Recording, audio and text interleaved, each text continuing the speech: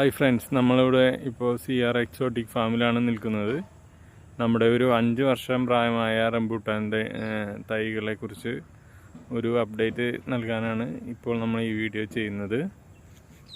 ഇപ്പോൾ ഈ മരങ്ങൾ ഇപ്പോൾ ഏകദേശം ഒരു 3 വർഷത്തോളമായിട്ട് കായ്ച്ചു തുടങ്ങിയിട്ടുണ്ട്. നമ്മൾ തൈ നട്ട് ഒരു 10 മാസത്തിനുള്ളിൽ തന്നെ ഇതിലെ പല മരങ്ങളും കായ്ച്ചു തുടങ്ങിയിരുന്നു. അതിൻ്റെ വിശേഷങ്ങളായിട്ടാണ് ഞാൻ ഈ വീഡിയോ ചെയ്യുന്നത്. ഇതിപ്പോൾ നമ്മൊരു ഹൈ ഡെൻസിറ്റി ഫാമിംഗ് ആയിട്ടാണ് ഇവിടെ ഇപ്പോൾ ചെയ്തു വരുന്നത്. ഇതിപ്പോൾ ഒരു 20 അടി അകലത്തിലൊക്കെയാണ് നമ്മുടെ തൈ നിൽക്കുന്നത്. പിന്നെ എല്ലാ വർഷവും ഇതുപോലെ നമ്മൾ വെട്ടി പ്രൂണിങ് ചെയ്ത് നിൽക്കുന്നതുകൊണ്ടാണ് ഒരു തൈയും 2 മരങ്ങൾ തമ്മിൽ ഇപ്പോൾ കൂട്ടിമുട്ടാതെ അത്യാവശ്യം ഗ്യാപ്പിൽ നമ്മൾ നിർത്തിയിട്ടുണ്ട്. ഇതുപോലെ നന്നായി വെട്ടി നിർത്താൻ കഴിവുള്ളവർ മാത്രമാണ് ഹൈ ഡെൻസിറ്റി ഫാമിംഗ് ചെയ്തിട്ട് കാര്യമുള്ളൂ.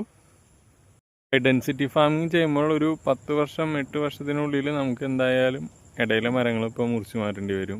പരമാവധി നമ്മൾ നമ്മുടെ സ്ഥലവും കാര്യങ്ങളും കളയാതെ പരമാവധി മുടക്കിയ മുതൽ തിരിച്ചു പിടിക്കണം. അതിന് വേണ്ടിയിട്ടാണ് നമ്മുടെ സ്ഥലവും അധികം കളയാതേക്ക് നമ്മൾ ഈ ഹൈ ഡെൻസിറ്റി ഫാമിംഗ് ചെയ്തു വരുന്നത്. നമ്മൾ പിന്നെ ഏറ്റവും അധികം ശ്രദ്ധിക്കേണ്ടത് ഇതുപോലെ ഓപ്പണായ ഏരിയയിൽ വേറെ മരങ്ങളിലെ തണലോ കാര്യങ്ങളോ ഒന്നും കിട്ടാതെ വളരുന്ന സാഹചര്യം നമ്മൾ ഒരുക്കി കൊടുക്കണം. എന്നാലാണ് നമുക്ക് ഏറ്റവും കൂടുതൽ ഫ്രൂട്ട്സും കാര്യങ്ങളും കിട്ടുള്ളൂ. പിന്നെ നമുക്ക് ഏറ്റവും നല്ലത് നമുക്കൊരു ജൂൺ മാസമൊക്കെ പാഴായി കിട്ടിക്കഴിഞ്ഞാൽ നമുക്ക് പരമാവധി നല്ല വിലയും കാര്യങ്ങളും കിട്ടും. നമുക്ക് ഈ വട്ടം ഈ പറഞ്ഞ പോലെ അത്യാവശ്യം നമുക്ക് ഈ തോട്ടത്തിൽ നിന്ന് വില കിട്ടിയിരുന്നു. നമുക്ക് ഇപ്പോൾ ജൂണിൽ പഴനായി, അതിനുശേഷം നമുക്കൊരു ജൂലൈയോട് കൂടി അത് അവസാനിച്ചു. നമ്മൾ പ്രൂണിങ് ചെയ്ത് കഴിഞ്ഞു. ഇപ്പോൾ ഈ പറഞ്ഞ പോലെ ഒരു നന്നായി ചെടി ഇപ്പോൾ ഒരു കനോപ്പി രീതിയിൽ വീണ്ടും വളർന്നു കഴിഞ്ഞിട്ടുണ്ട്. ഇനിയിപ്പോൾ അടുത്തതായിട്ട് നമ്മൾ ചെയ്യേണ്ടത് അടുത്ത വളങ്ങൾ സ്റ്റാർട്ട് ചെയ്യണം. ഇപ്പോൾ ഒരു ഒക്ടോബർ തുലാം മഴ തുടങ്ങുന്നതിനേക്കാളും മുന്നേ ഇനിയിപ്പോൾ നമുക്കിപ്പോൾ ജൈവവളമാണ് നമ്മൾ ചെയ്യണേ.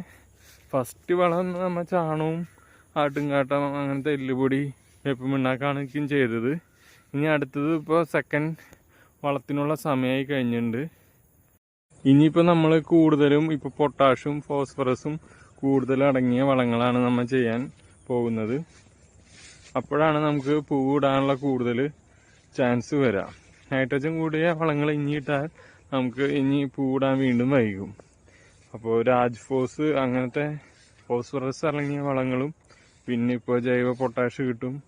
പിന്നെ ജീവാമൃത് ഒക്കെ ഒഴിച്ചു കഴിഞ്ഞാൽ നൈട്രജൻ്റെ അളവ് കൂടുതലാണ്. പിന്നെ നമ്മൾ ഫോളിയാറായിട്ട് SOP തെളിച്ച് കൊടുക്കുന്നുണ്ട്. SOPയിൽ മെയിനായിട്ട് പൊട്ടാഷിൻ്റെ കണ്ടൻ്റാണ് കൂടുതലുള്ളത്.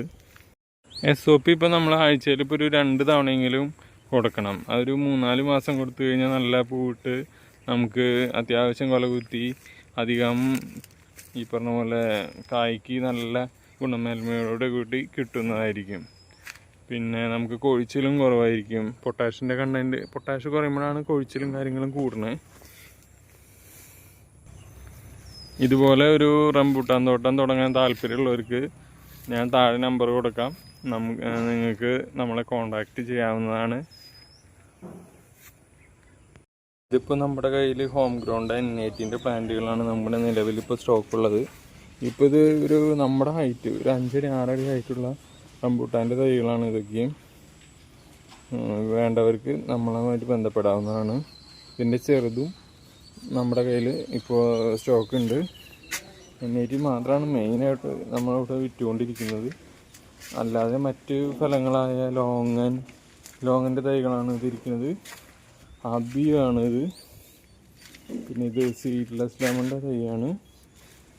പിന്നെ ചാമ്പ, VNR പേരയ്ക്ക, മറ്റേ തായ്വാൻ പിങ്ക് പേര, ഇതൊക്കെ കായ്ച്ചതാണ് പേരകൾ രണ്ടൊക്കെയും.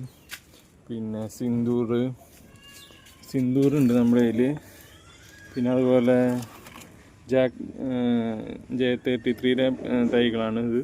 പിന്നെ സപ്പോട്ട കാലാപ്പടിയുടെ തൈകളാണിത്.